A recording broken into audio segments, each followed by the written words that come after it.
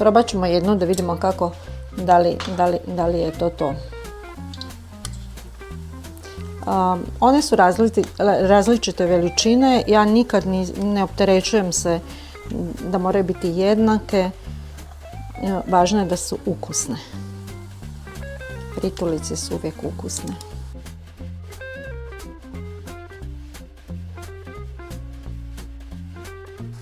Evo, kad dobiju tako zlatnu boju, onda su već one gotove. Onda ih fino vadimo van. Evo.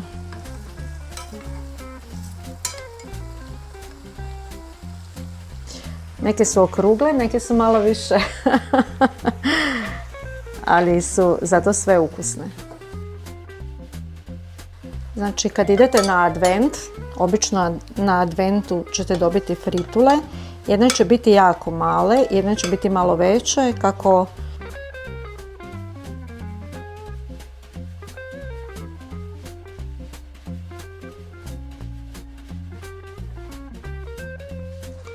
evo, naše fritule su napravljene. Nisu jednake, svaka ima svoju priču i to je važno.